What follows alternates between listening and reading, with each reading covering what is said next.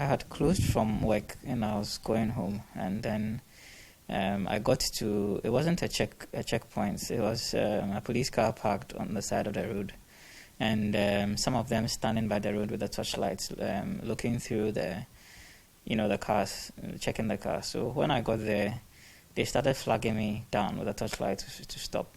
So when I got by the policeman, I rolled down my glasses and then asked if there was any problem, and he says I should park the car.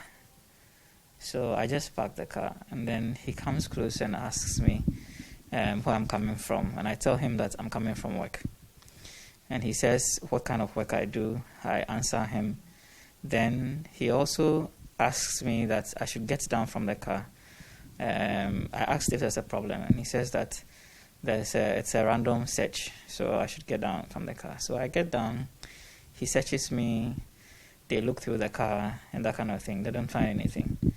Then one of them takes my phone and then just starts to look through it, and then he says he sees an app, Google Hangouts, and then he exclaims and tells the other person that I knew this guy was into cybercrime, but he does not look like one of those guys.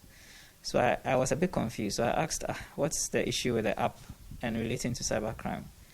Just then, he says that they're taking me to the Accra Central. I assume the police station, and because I'm into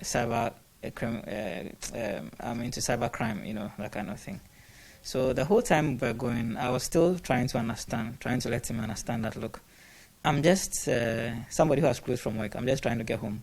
I'm not interested in any cybercrime. And I was dressed like coming from the office, so I didn't see why it should be an issue.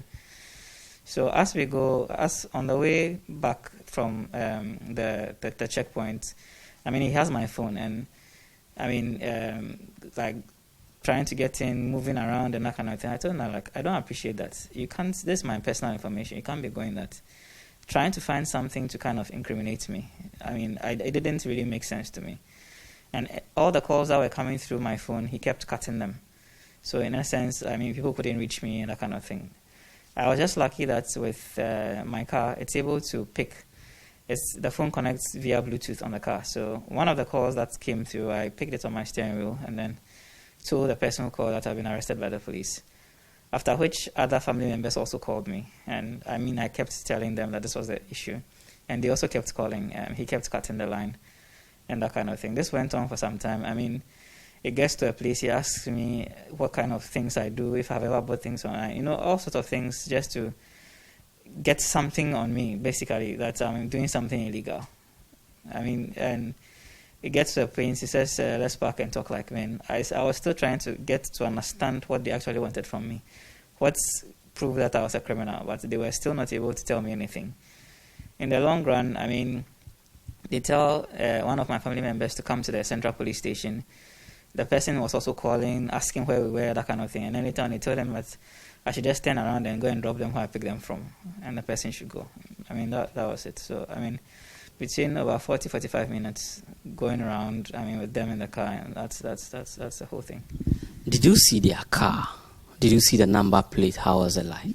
So when I was getting close to the car, I noticed that there was one person sitting at the bucket. So the person was blocking the number plates, so I couldn't really see the number plates.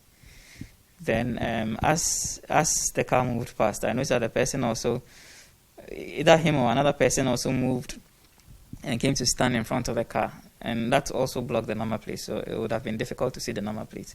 It was a very traumatic experience. These are armed policemen sitting in your car, accusing you of something where they don't have any evidence, trying to force some evidence onto you. I wouldn't wish it on anybody. I wouldn't wish it on anybody at all.